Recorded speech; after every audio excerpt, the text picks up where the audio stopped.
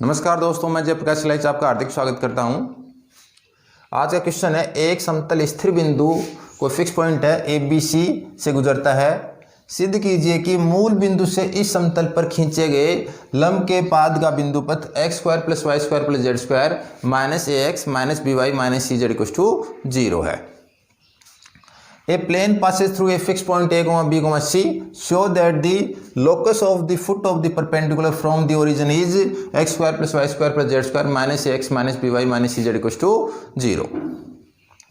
तो इस क्वेश्चन का सॉल्यूशन स्टार्ट करने से पहले कुछ बेसिक्स पता होने चाहिए। सबसे पहले हमने पढ़ा हुआ है कि जो जनरल इक्वेशन ऑफ प्लेन होती है, जो समतल का जो व्यापक समीकरण होता है वो होता है A X plus B Y plus C Z plus D equals to 0। इस प्लेन के इक्वेशन में डी कांस्टेंट अचर पद है और ए बी सी समतल के अभिलंब के दिक्कनुपात हैं। A B C direction ratios of normal to plane है। मान लीजिए कोई रेखा है, ये कोई रेखा है जो कि इस प्लेन के नॉर्मल है। अगर इसके direction ratio A B C है तो अगर मैं प्लेन की इक्वेशन लिखूंगा तो प्लेन की इक्वेशन होगी A X plus B Y plus C Z plus constant term equals to 0। तो ए बी सी है समतल के अभिलंब के दिक्कनुपात।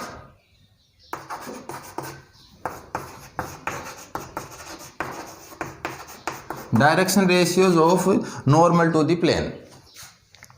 अगर ये प्लेन किसी पॉइंट से गुजर रहा है, मान लीजिए प्लेन x1, y1, z1 से गुजर रहा है, x1, y1, z1 से पास हो रहा है, तो ये पॉइंट इस समतल के समीकरण को संतुष्ट करेगा।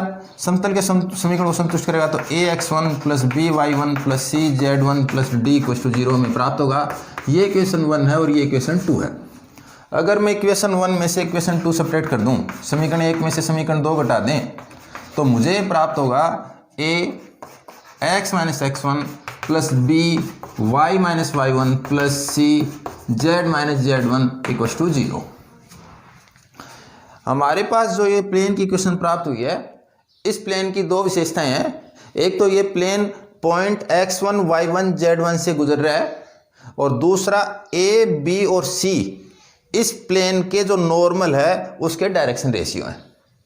तो अगर आपसे कोई कहे कि कोई प्लेन है और उस पे कोई नॉर्मल है, उसके लंबवत कोई रेखा है, कोई अभिलंब है, उसके direction ratio alpha beta gamma है और पॉइंट 1, 2, 3 से गुजर रहा है, तो हम लिखेंगे alpha into X minus 1 plus beta into Y minus 2 plus gamma into Z minus 3 equals to 0।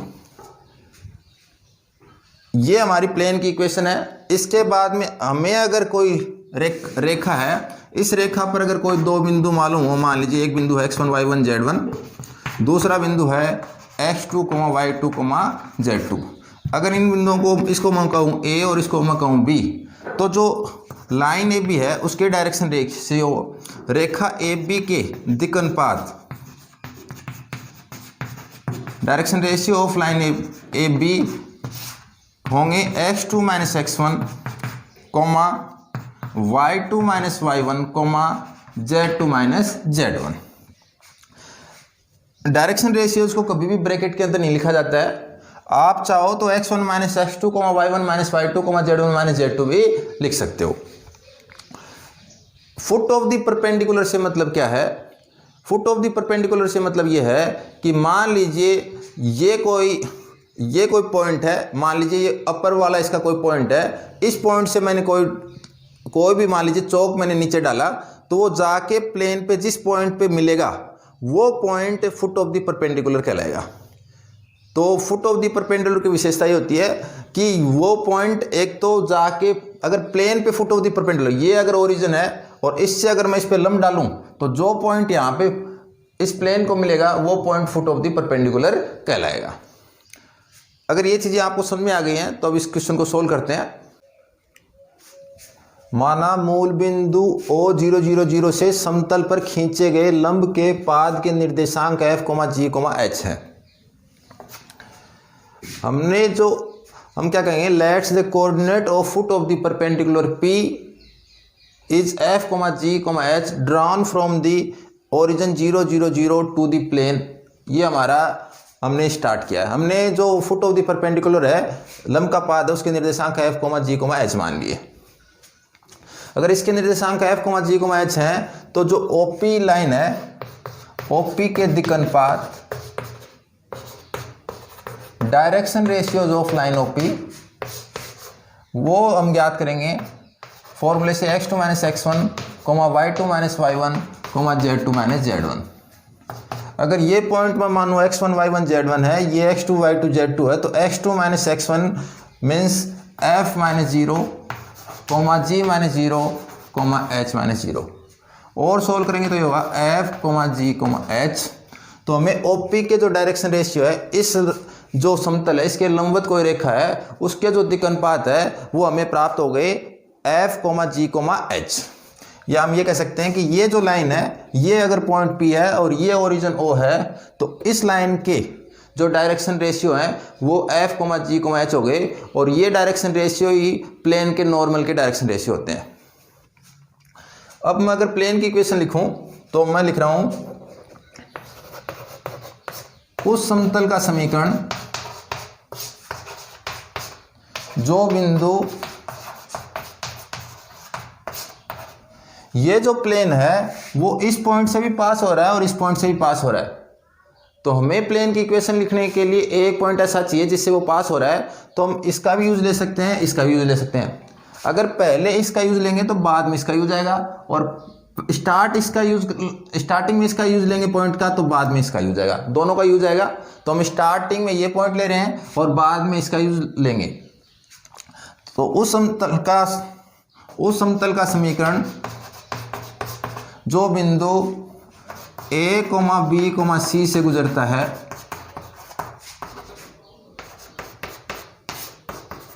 Equation of plane which passes through the point A, B, C तथा जिसके अभिलंब के दिक् अनुपात, अभिलंब के दिक् अनुपात f, g, h।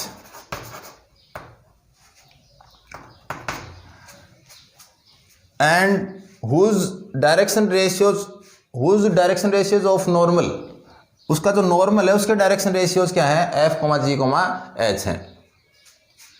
तो समतल का समीकरण क्या होगा, वो होगा f इंटू x माइनस ए, x माइनस x1 लिखते थे। अगर x1 y1 z1 से पास होता तो x minus x1 y minus y1 z minus z1 a, b, c से पास हो रहा है, तो x माइनस ए, और यहाँ पे जो भी प्लेन के नॉर्मल है उसके डायरेक्शन रेशियो लिखे जाते हैं g into Y minus B plus h into Z minus C equal to 0। तो प्लेन a, b, c से पास हो रहा है, तो x माइनस ए, यहाँ पे y माइनस बी, यहाँ पे z माइनस सी, और नॉर्मल के direction ratio f, g, h यहाँ पे हमने काम में ले लिए। अब ये प्लेन है, इस पॉइंट से भी पास हो रहा है, तो ये बिंदु समतल के समीकरण को संतुष्ट करेगा। तो हम कहेंगे समतल एक बिंदु P f, g, h से गुजरता है, अतः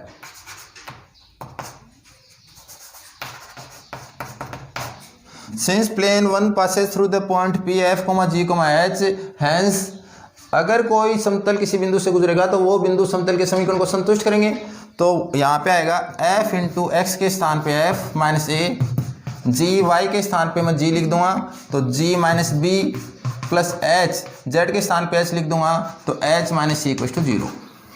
इसे सोल्व करें तो यहाँ f into F square, g into G square, और h इंटू एच स्क्वायर, और minus A F minus B G minus G B minus C H, तो minus A F minus B G minus C H equal to 0। इसलिए लंब के पाद P bracket में f, g, h का बिंदु पथ